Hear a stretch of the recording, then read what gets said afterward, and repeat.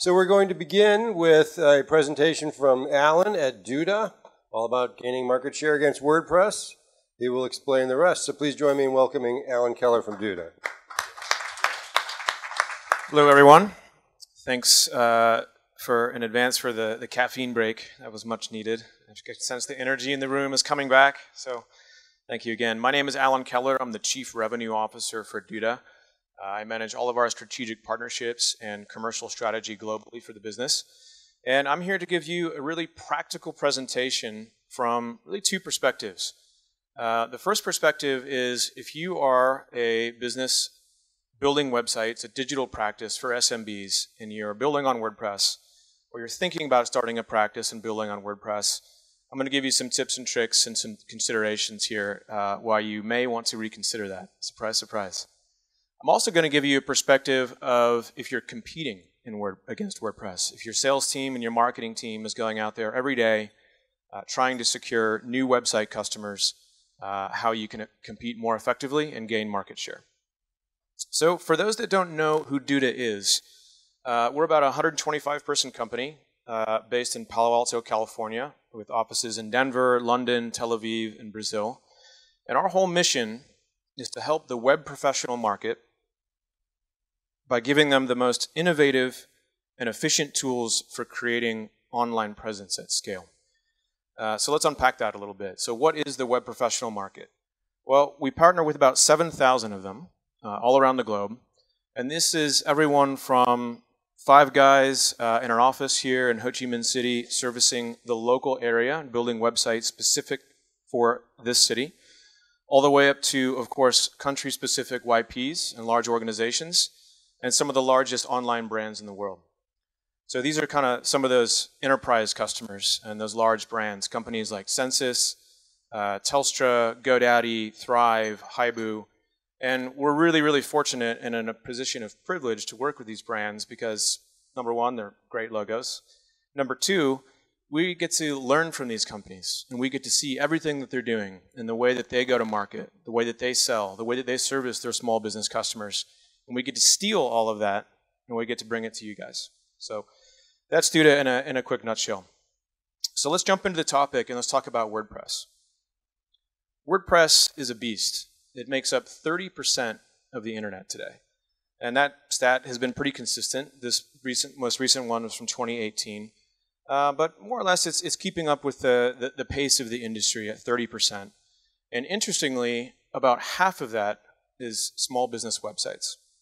So what this means is, sure, it's a juggernaut, and it's growing at an incredibly rapid pace. But it means that your salespeople, your marketing people, 1 in 3 conversations that they're going out, and in the SMB market, 50% of their conversations about switching to your products and your solutions are against WordPress. So if you don't have your sell sheet, if you don't have your battle cards for your sales teams and your marketing teams, I'm going to help you build them right now. And simply because it's large and they power such a huge portion of the web, it doesn't mean that it's right for small business. It's an incredibly powerful platform. You can do kind of anything you want on WordPress, and that is both an advantage, a blessing, and it's also a curse. And let's talk about some of those things and why it's not a great solution for SMBs. Let's start with the fundamental architecture of WordPress. It's the most hacked CMS in the world. Every other week, if you look at the industry rags, TechCrunch, etc., you're going to see another security vulnerability, you're going to see another flaw, you're going to see another exploit that came out of WordPress. And this is the nature of the open source platform. You're basically giving all the bad guys out there a roadmap for how to do things that might not be in your best interest or your customer's best interest. And in addition, we're also talking about the plugin directory. This is, again, a great blessing and a great curse. WordPress has over 50,000 individual plugins or apps that you can install, from everything from a HIPAA-compliant healthcare widget to, hey, I need an appointment scheduler specific for dog walkers. Great. You're probably going to find it there. But you know what? There's loads of great plugins there with companies that we all know and are very reputable. So companies like Moz or SEMrush or Ranking Coach, great organizations. That's about 0.01% of the plugins you're going to find. The remainder are from companies that you've never heard of. that you don't know, they might not even be in business anymore. And that plugin is out there. It's the phenomenon called the zombie plugin.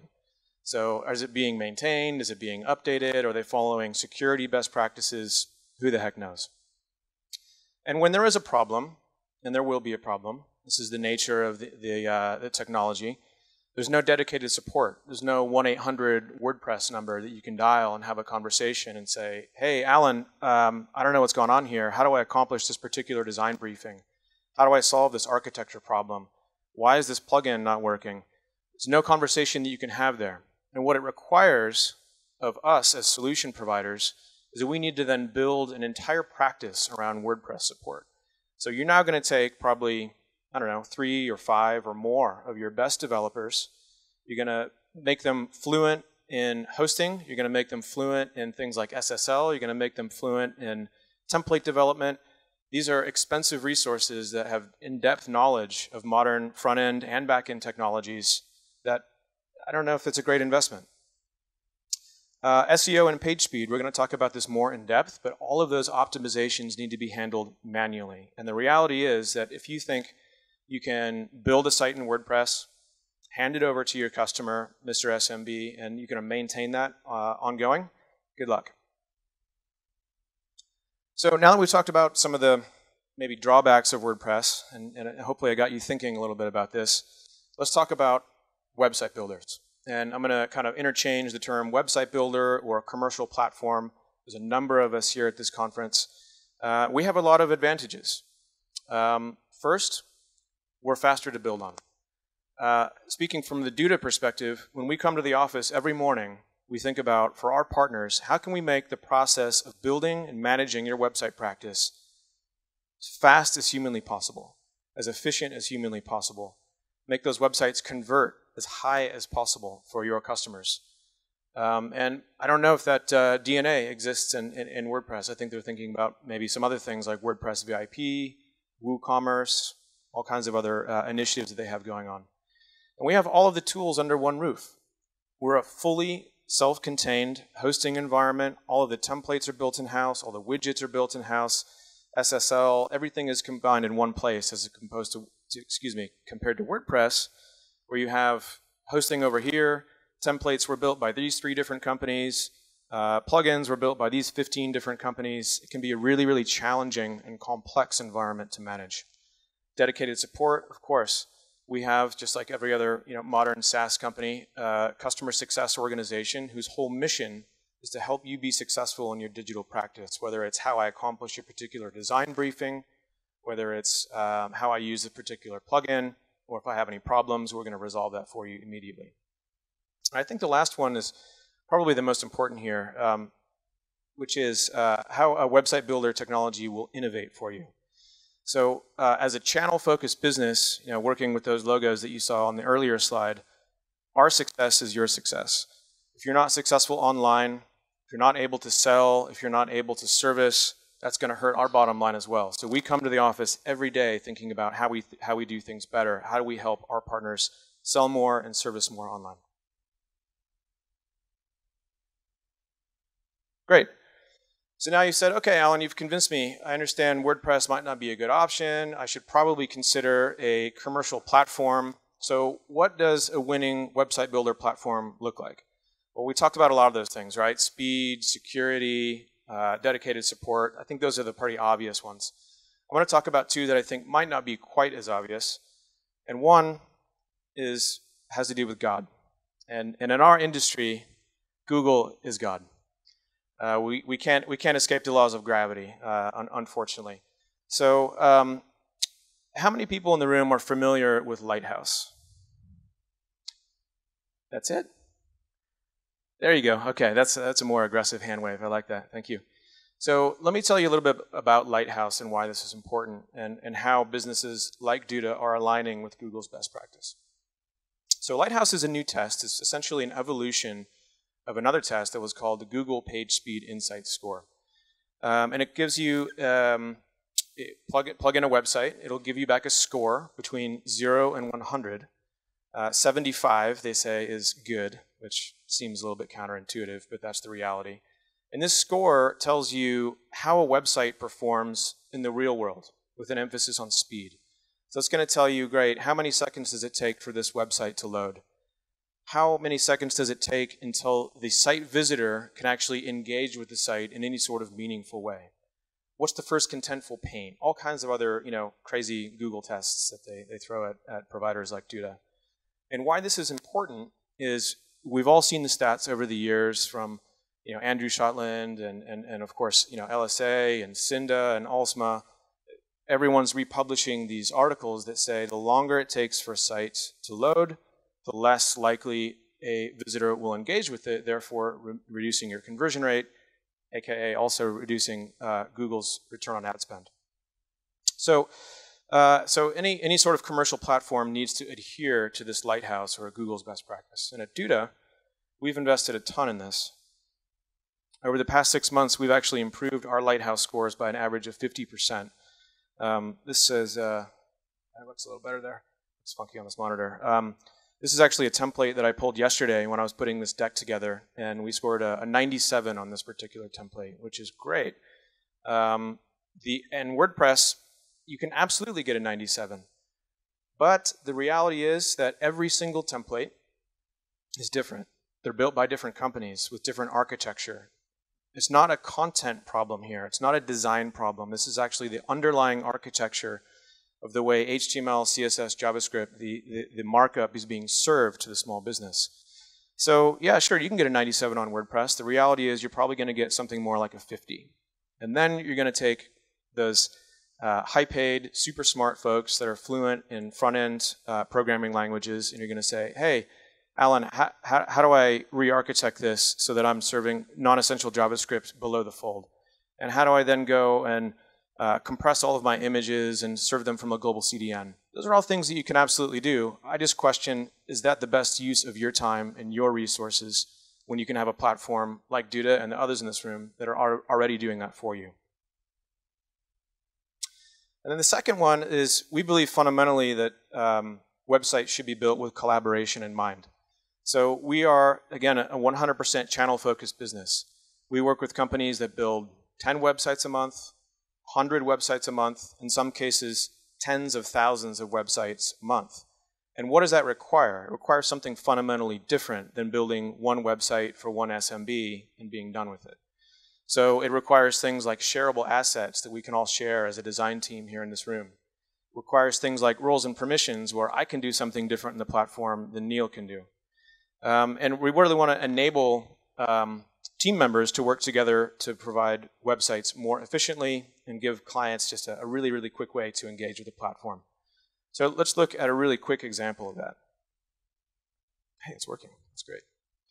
Cool. So this is a new feature that we released early in the year called Site Comments.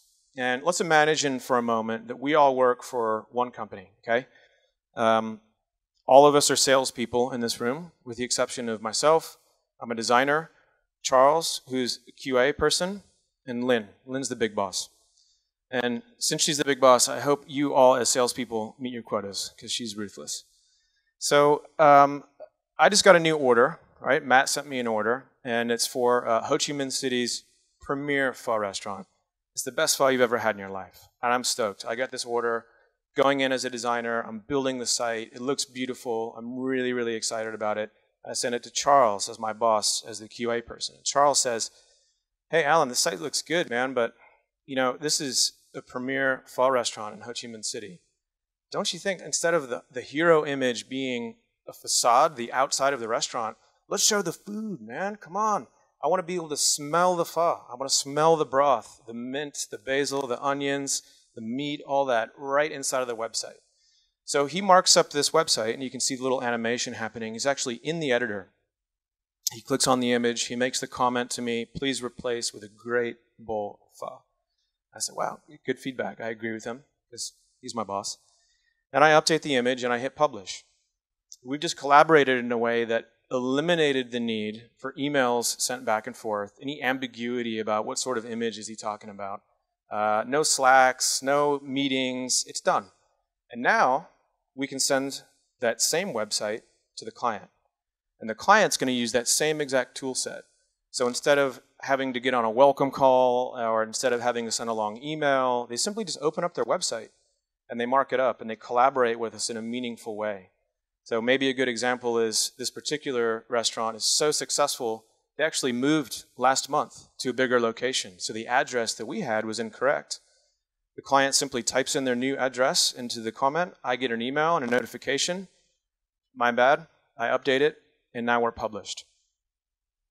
And this is a case study that we got from one of our very large YP customers in Europe that demonstrates the power of this type of collaboration. In this particular instance, time actually spent in the Duda editor from using site comments reduced by 28%. The rejection rates, so when I sent the site to the customer for approval, the rejection rates decreased by 57%. And overall, the time in which I got the order until the time that that website was published was reduced by 34%. So think about this with our CFO hats on for a moment. If I could help you reduce your OpEx for your digital practice by 34% by turning on a feature, that's the kind of innovation that you should be looking for when you're considering a commercial platform. So in summary, WordPress, this is not a referendum on that platform. It's a phenomenal platform.